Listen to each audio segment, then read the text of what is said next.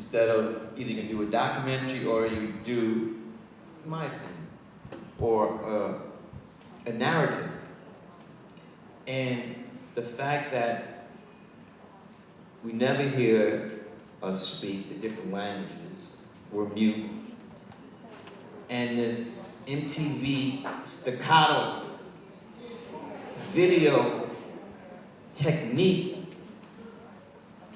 that's dealing with the subject matter like slavery, for me, just aesthetically, I just understand that, how you use this MTV music video technique dealing with slavery, and that's just, for me, I think that got me. I'm not talking about the subject matter. I'm just talking about It's a technical standpoint. what? As in a technical standpoint, you had a problem. Let me just explain just briefly. This film, unlike Boycott, which I'm happy to defend, because that was something that was very much my baby and the director's baby, and we developed from scratch. But this was a movie that was made and written by this very famous African, Haitian African man named Patrick Chamoiseau, and directed by a French Haitian man named Guy Debrouillet. And they are true to where they come from. They have a different sensibility. Haiti is a different place. They are French-speaking black people there.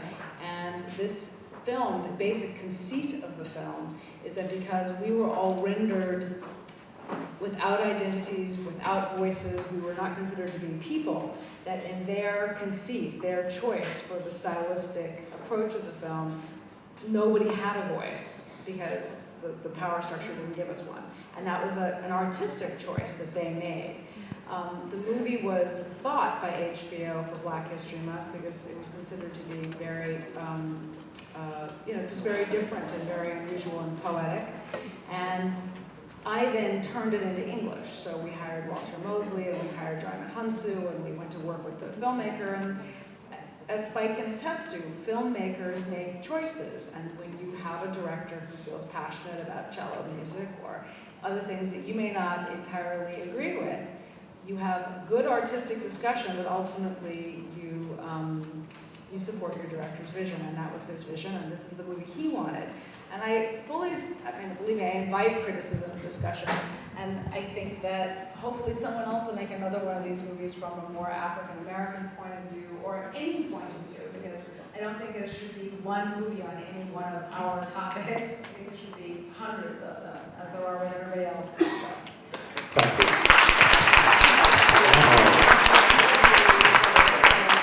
For a lot of us who are viewing the cultural planet. And one thing that the film does is stimulate us to look at our history. Look at the economic changes that went on. Look at the demographic changes in the Americas that went on. Look at the cultural changes, whether it be linguistic, whether it be culinary, how we eat, whether it be the way we greet and talk to each other. Those are African-based in the Americas. And that's if the film can inspire us to look historically and to analyze our histories and our contributions, it's a wonderful start. I want to direct this to Gabrielle.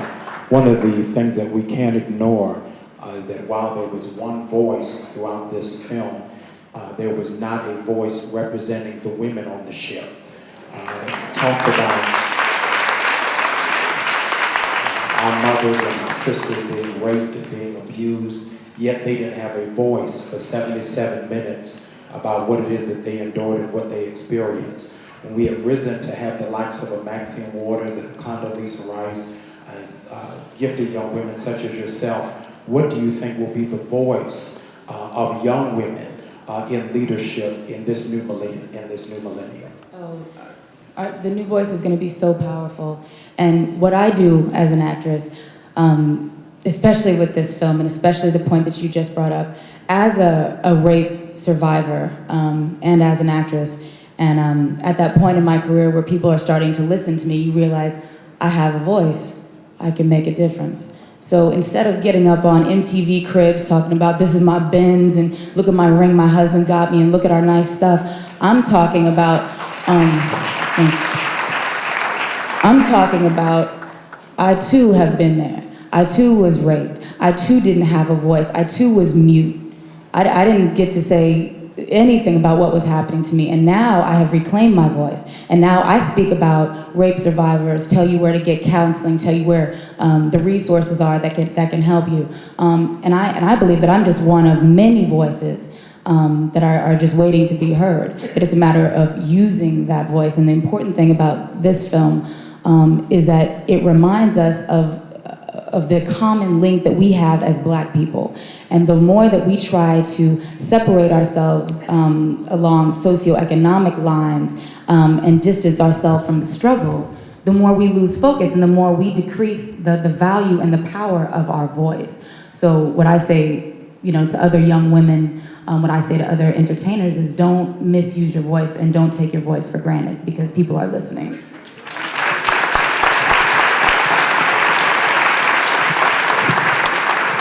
I want to direct this to Terrence Howard.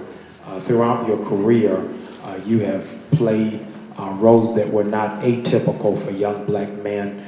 You weren't a gangster, a thug, a pimp, but had different characteristics to show that we're not a myopic people, but have many different perspectives. How do you think that we can help break the stereotypes that a lot of us try to live up to? Because even as we've had this tour going on college campuses, it's hard to define the difference between the scholars and those who are perpetrating something they saw on BET. So how then do we break the stereotype for thinking rational young Black men?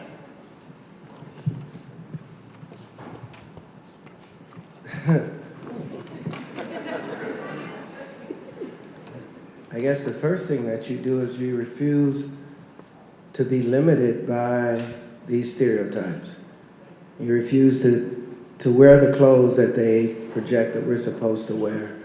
Or you refuse to look and talk the way they want you to talk.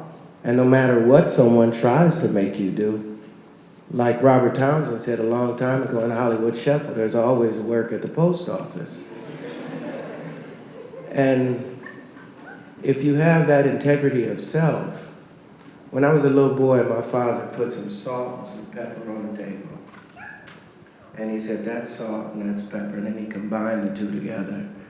He said, now can you call that pepper or can you likely call that salt? He said, that's a mixture. And he said, the moment that you were brought here, you were mixed with a lot of stuff. And you have to represent each and every one of those encounters that's taken place with you. And if you don't have faith in who you are and what you have to accomplish and what you have to contribute, then you are worth nothing. And if you're worth nothing in front of me, I will treat you like nothing in front of me. And you will not be in my way. And that's how I deal with producers or directors that try and limit me to a particular thing, a particular part. I didn't grow up like everybody else. And none of you guys grew up like everybody else. We all have our own unique perspective on life. And I always remember about myself, and I may be going far off the point, but you asked me a question about how I think about something. Where my mind sees things, I look at that I'm made up of 90% water, which is made up of hydrogen and oxygen. Well, the largest source of hydrogen in our solar system is inside the sun. So the very elements that make up me once rested in the very center of the sun. And if I can thrive under those type of extreme pressures, then I can definitely thrive under some little pressure that's placed on me by someone's limited views.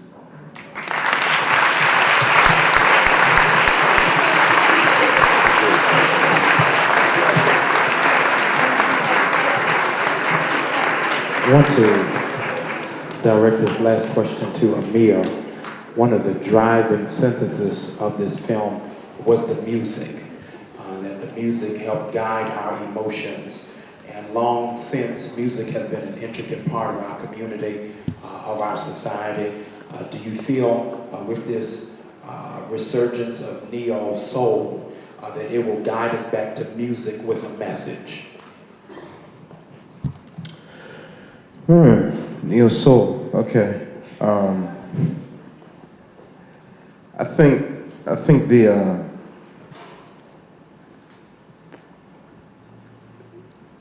as far as black people are concerned and music and the whole African music experience, you got to sort of divide it into two categories, so to speak. And just in my personal observation, I either see music being done as a form of art expression or as commerce, you know. And when I say art, I'm talking about people who genuinely have a God-given gift and they sort of develop it to their heart's desire, you know. Whereas a person like John Coltrane can spend the last 5 years of his life doing spiritual music and not even have to deal with the bop work that he did earlier with the Miles Davis Quintet, or an artist like Stevie Wonder, whose, you know, mid-70s work definitely reflected his heart and his feelings. And then on the other side of the spectrum, of course, commerce now.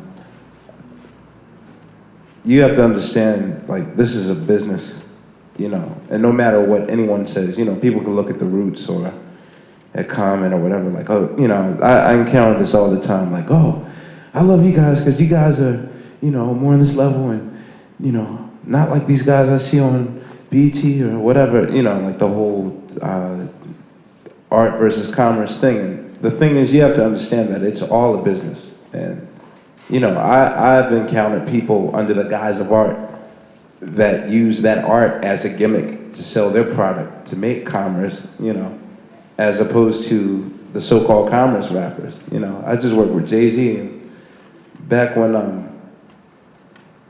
I was first entertaining the idea of doing so, you know, a lot of the so-called naysayers and people on my website or whatever, like, oh, I knew, oh, so what did Jay-Z do when you laughed at him and said you wouldn't do it? And I was like, I didn't laugh at him, and I didn't tell him I wouldn't do it. I did it, you know. And he turned out to be one of the most down-to-earth people that I've worked with, even though aesthetically, you know, his point of view is somewhat different than what you expect a person like myself to be working with. But my overall point is, in music, there's a particular scene in this film where, you know, the narrator of the film is talking about dancing for the captain of the ship's enjoyment.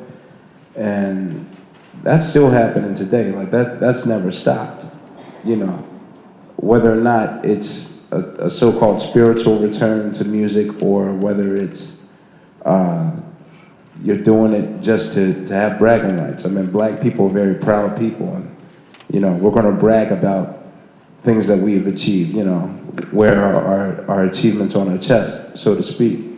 So, I mean, that's still going on today. Now, whether or not neo-soul is supposed to be the safe umbrella for a so-called artist to hide under, you know, that's all good, but I still see it as, you know, once you complete a work of art and you turn in those master tapes to the record company, it's still under the guise of capitalism and business. So, you know, even though it's done under the right intentions, it's still for the same evil system. So you really need to talk about owning a business and owning a distribution company and controlling your music that way. But that's a whole nother, I could go on. That could be a 4-hour conversation right there, so. Let's give all of our panelists a big hand.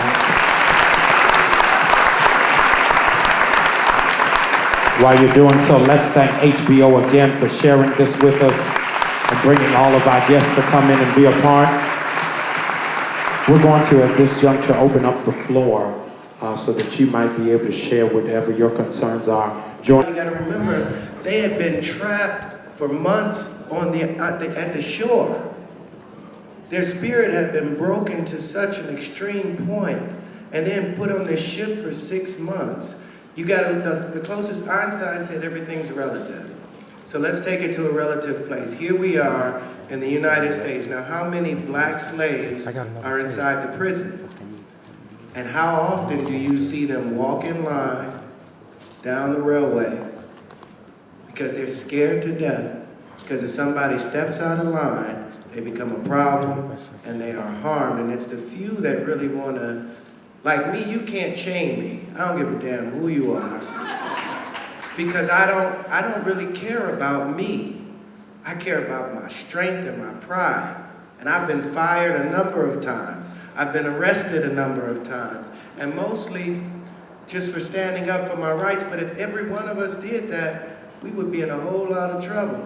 So somewhere, somebody has to have the common sense to walk and plan for the future. And as a result of that planning, here we are, able to maneuver ourselves against all that. So the passivity, it had to have happened, or they would have been murdered on those ships. Oh, don't wait for films to be made. You can read, and you walk across the street here at Boxton, or you go to New York to Schaumburg. There are hundreds and hundreds of accounts of our ancestors rebelling in Philadelphia, New York, all over the Western Hemisphere where our ancestors were enslaved.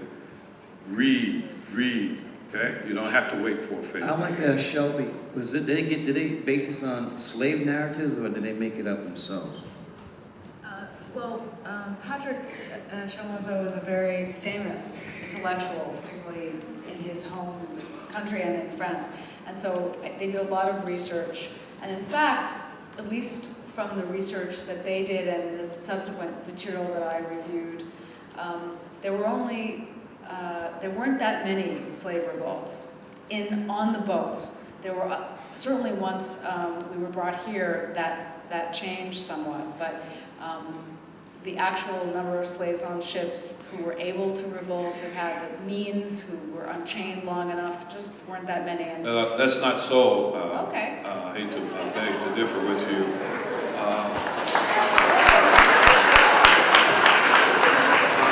Not being disrespectful, but yes, there were many forms of revolt. As mentioned in the films, there were uprisings. There was different ways of finding ways to overtake vessels. We may know of the one Amistad, but throughout the passage, can you imagine thousands of ships bringing our ancestors from Africa, and there was not but one revolt. There are accounts and records of many revolts. And just something, unfortunately, that they're saying that only half made it here, and as a result of the disease, the suicide, and the revolts accounted for that only half. And I just want to add that those revolts continued in the Americas. And the very idea of a United States, the very idea of a Brazil, the very idea of a Cuba comes from those African revolts and those African republics. Because in the American colonies, we had maroon societies. In the Spanish colonies, they were called palenques. In Brazil, they were called quilombos. But all of those were before there were non-indigenous states. So you end up with the idea of a state in the Americas not attached to a European state comes from us. The very idea of a Cuba is our idea. The very idea of a Brazil is our idea. We have to claim that legacy. The idea is we have a freedom of both Native American and African. All right, we got another question over here. Today it said that, like, everyone here in our generation, like, we really have nothing to fight for. But to me, it seems like it's really a lack of leadership. So if every one of us wanted to get up today and say, okay, I'm going to be the leader, I'm going to be the one to get out into my community and help, who do we actually look for to help us develop and nurture that desire, especially women? I say, why wait? Look to yourself. You know what I mean? That's part of the problem. You've been waiting for the next Malcolm X, for the next MLK. You be the next Malcolm X. You talk about nationalism. You talk about reparations. I thought it was Master P. You know, we can be our own leaders. We can follow the beat of our own drum, and we have to stop waiting. We've waited long enough. What about Little Bow Wow? He's like, "Hey, do this." I think they brought up something interesting also. The one thing that we just saw to me was a polarity of opinions or facts or information, whatever. And the one thing, especially in America, I mean, if you go back to Egyptology, and I touched on it a little bit when I said the three-headed monster being religion, politics, and economics, you also have to remember, he who has the power to define sets the tone. And unfortunately, we have many different accounts that will never ever be heard because the way history is recorded and documented has a slant on it that has a purpose and an intent, which takes us back to the same pinnacle that I was talking about with capitalism. It is not in the capitalist interest for you to really, really know the truth of the history, whether it's ugly or pretty. So we're always going to have these kind of situations that you have to be much more assertive in our investigation process. I just wanted to say that I thought the film was very good, and if it didn't have a lot of positive things, we wouldn't be able to point out the negatives, so I just wanted to give accolades to what you're saying for that. But I did have one problem. The thing that I find problematic about films and media is people tend to look at that as normalcy, and when you leave out certain people, women, like, were there women slaves? Like, we just kind of focus on men being thrown away and just a lot of men. Like, so it kind of gives you the image that maybe there weren't that many women that were captives. And then, like, were the children also thrown up off the boat if they died? Or, like, how did they really relate? And I know it's not much you can include in a film because, like, okay, it's called The Middle Passage, so we're going to talk about The Middle Passage. But I just felt that it kind of left out, like, the female gender and also something for the kids, but I thought it was good still. Thank you. Point of fact, most of the ancestor were women because they brought our women here to breed them like animals.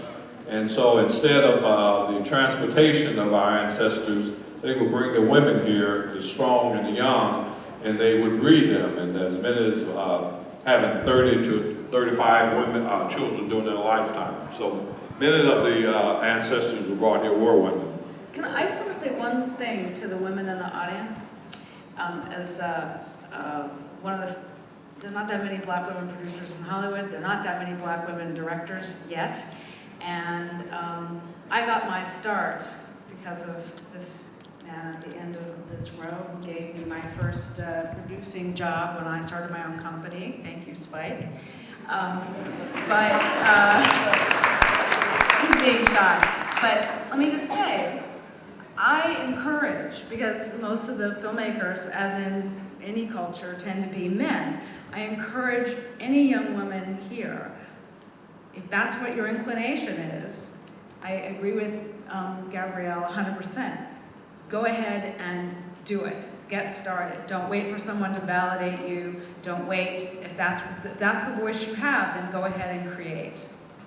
And my brother here from Quest, from the Roots, he just said, he made an interesting point when he said it's all business. Of course, you can see my axe to grind with capitalism.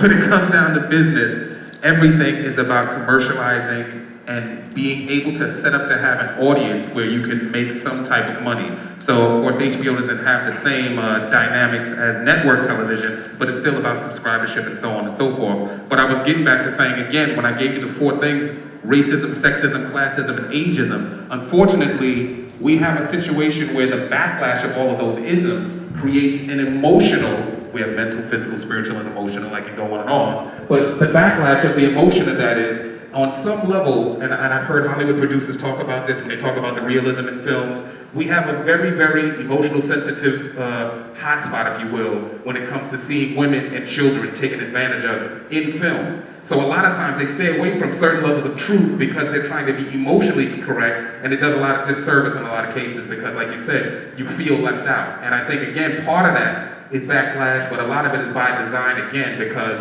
again, in a sexist society, men see themselves and they see the world from their point of view, and when you go into the racist side, white America, which is what it's really about, white male supremacy, it's really about their viewpoint and about how comfortable they are with what level of truth they'll allow you to see.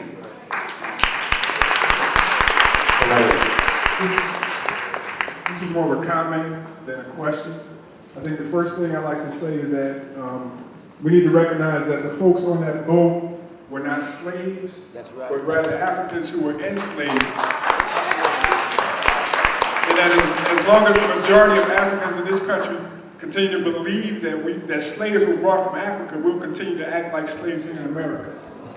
The other point is, and no disrespect, Mr. Lee, but I'd like to know if the B in HBO stands for bamboozle.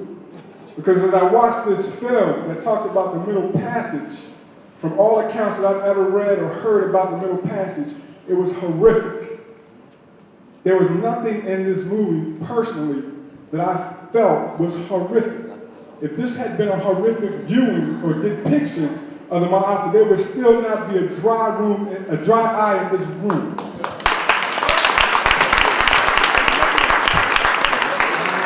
What's your point? Well, again, my point is that this, what was the point? That's my point. What was the point? I mean, if this was about the Middle Passage, then what I saw was some folk bring some other folk on a boat and they died. It was a long trip, some of them died along the way. That's the cost of doing business in the story. So what was the point? You know that's fighting the director's film for that.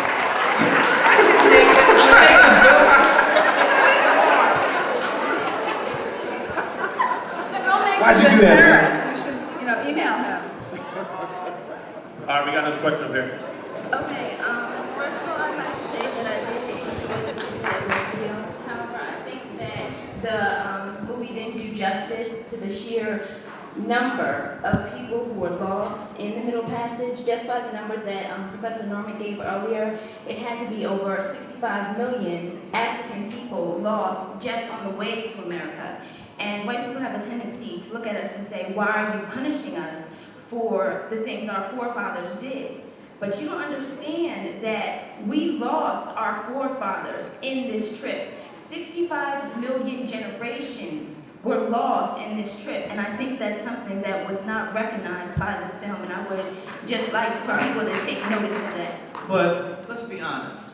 How are you going to represent one slave ship to be the loss of 65 million people? I had my problems with this film, but let's be honest.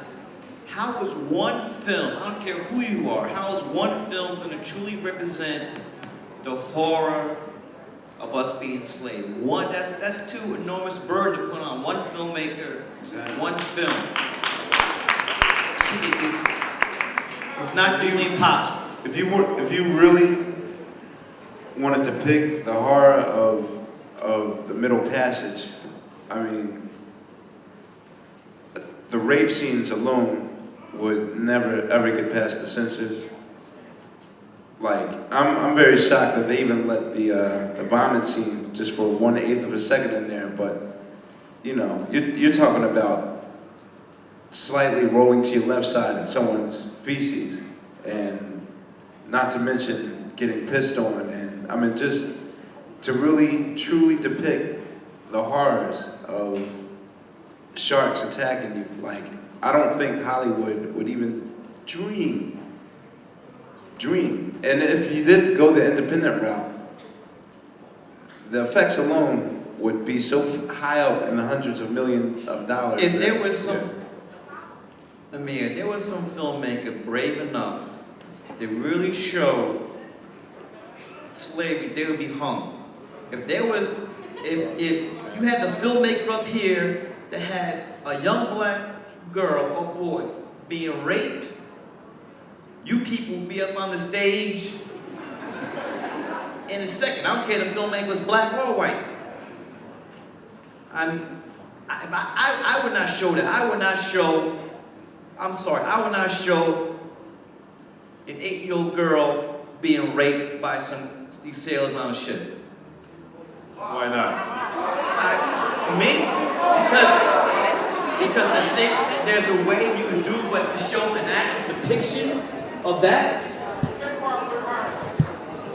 First of all, that would violate. You couldn't work for Kmart if you did. I couldn't what? You couldn't work for Kmart if you did.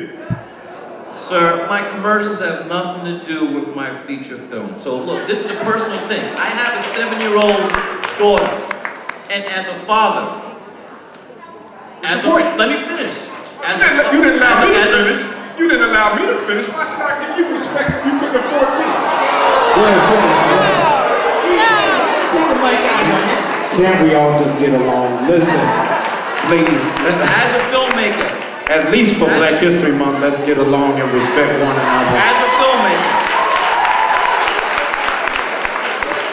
I could not shoot that scene. Maybe somebody else could. I could not. That's not me. You have to show. You're not trying to make a Walt Disney film, but I could not shoot a scene like that. And you all have to understand what goes into filmmaking. Think about any one of your children, your little brothers or sisters, and not only, where they're women being raped, children, but imagine a little boy, your little boy, naked, with some greasy white man hovering over him, and to show the real depiction of what it is to be raped. I cannot imagine any one of you wanting your child, your little brother, your little sister, your mom, your dad. It wouldn't happen. We have another question on this side. You work in the film industry, it seems like you have more of a view onto the society and the popular culture, and how do you think it's been swallowed up by, commercialism or, I think, again, just listening to the audience just now and how people were saying, well, it's the truth and why won't you show it? What I find interesting is there was a scene in this movie where the guys, the white guys were praying at this point. And we talk about wanting to see truth and how, why wouldn't you show the girl getting raped and all of these, we have emotional reactions to all of these things. But I think certain levels of truth make too many of us uncomfortable in masses, which again makes it unproductive on a capitalist situation. So when you take it to the next level, my question was, why are we uncomfortable when you bring it to the next level and say, let's start from the higher as opposed to the lower? What about the God concept? The fact that nobody talked about what these guys' religion was, what their culture was, yet still, when you bring up Christianity versus Islam versus Judaism, everybody gets quiet. But that's also another level of truth that needs to be confronted. Because we've been socialized a certain way from our God concept all the way down, from the viewing of Christ as white by the people that have actually killed us and enslaved us, and everything we learned from our religious background, because we're not that investigative, we're not that thorough, we don't cross-reference any of our religious doctrine with anybody else's doctrine, and we don't cross-reference it with anything historical. Yet still we have emotional attachments to it, and we don't have real conversations about it. So when you say, why would you show somebody 8-year-old getting raped, it's almost like, how are you going to even go there? You can't even deal with the spiritual concept, which is an intangible place.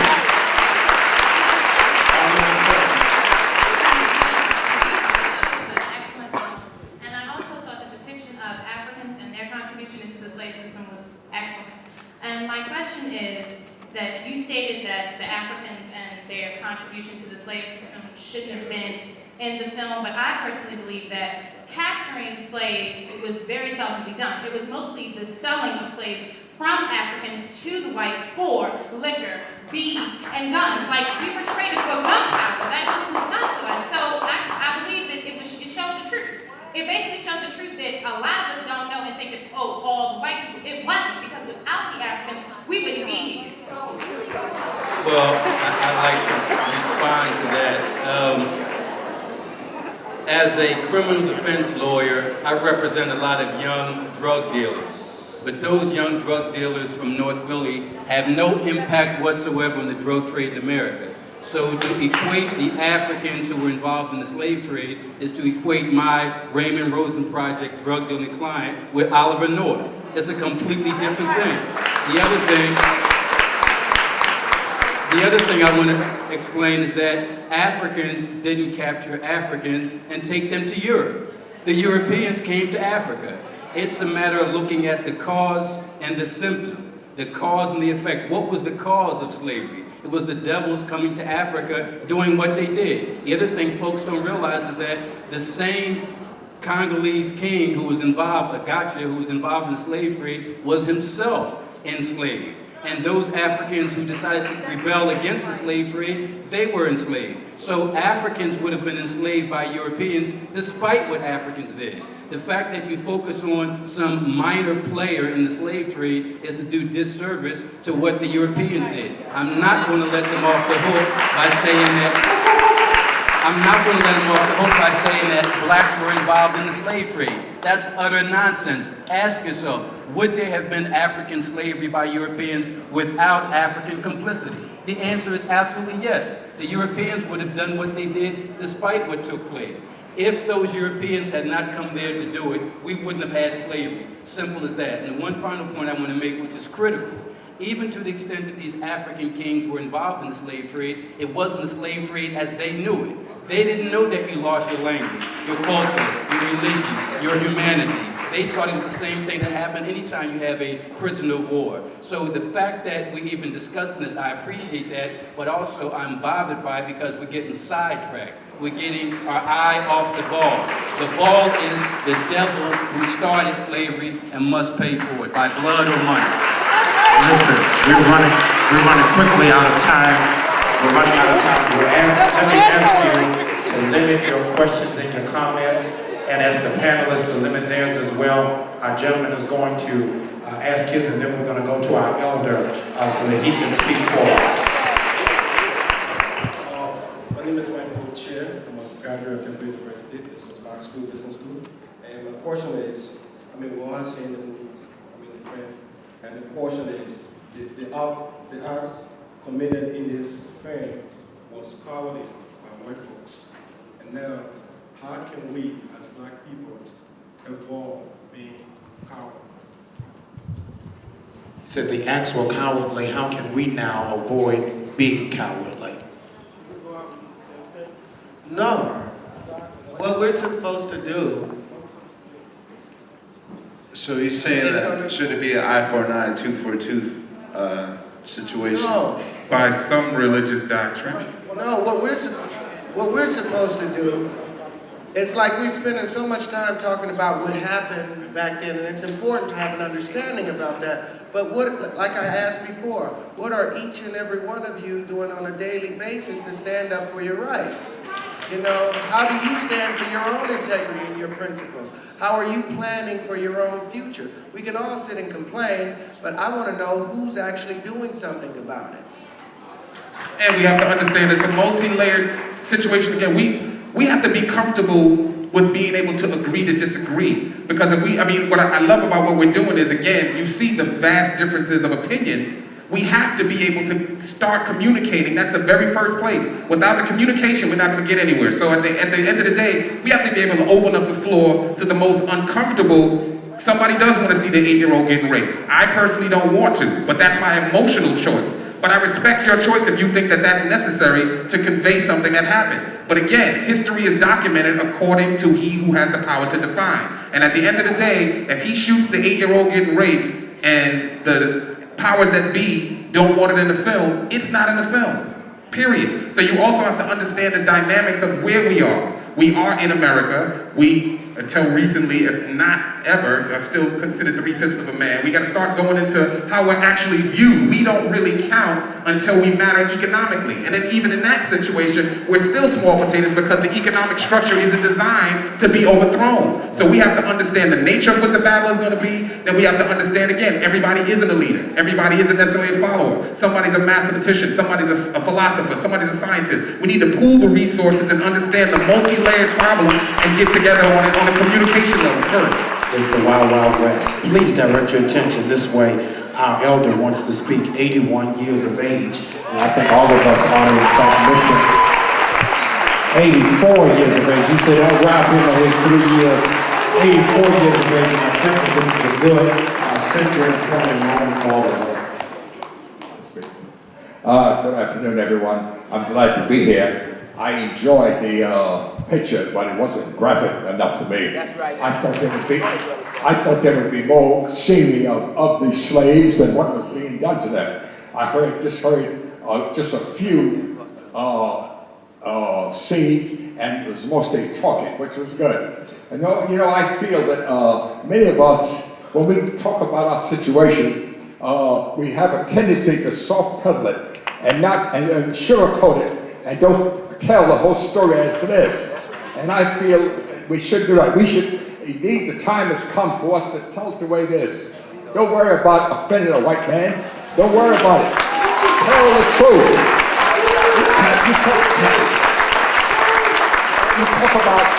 You talk about if somebody make a film showing that 8-year-old girl being raped, that's a lot but they would be lynched. Listen, what about some time ago, a girl, I think she was 11 years old. She was raped in the bedroom state. And a Negro judge, who I detest, they call him the Honorable Judge Reynolds, but to me, he is the dishonorable Judge Reynolds. He held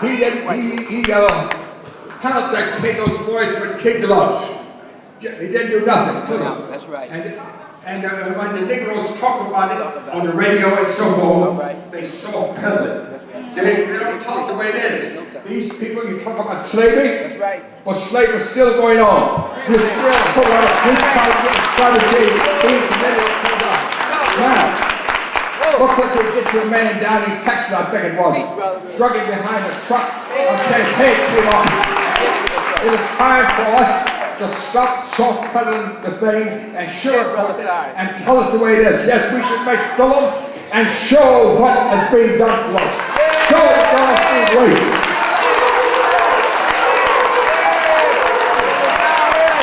Let's give a big hand for our elder. You are a voice of wisdom and reason. All right, we have a comment over here, but real quick, my man wanted to make an announcement for people that want to do something. On Friday, March 1st. That didn't happen in Africa. Were there wars? Were there tribal conflicts? Were people captured? They certainly were. But when they were captured, they were still human. They weren't taken to a foreign country and dehumanized by constitutional law. I'm sorry. Let's give all of our panelists and even give yourselves a hand. Come on, we can do better than that, please. I'm doing pretty good, man. I've been trying to get with Motive for the last year, man. Last year? For the last year. About, trying to do some advertising in the publication. Oh, we ain't got no money. It's not bad. I got $75, man, for a business card. Money. Come on, man. Come on, Amir. Keyword is internship. Come on, Amir. Oh, it's no joke. For promotions? Seriously? I see promotions in other magazines, though. I see Jag stuff in other publications. Oh, that's MCA. But doesn't it have to go through, like, Oh, stop playing. Hell no. They don't have no say-so in terms of who they... Jazzy's record sold with like 2,000. What about Ice record sold 1,000. You know what I mean? They Like promote it though. Yeah. Oh, that's any advertisement you see of our so-called artists. Oh, that shit is straight up. That's MCA doing that. All of it. Yeah. This is what they say. 624-2008. Thank you. Because I'm a fax number. Oh. 718-624.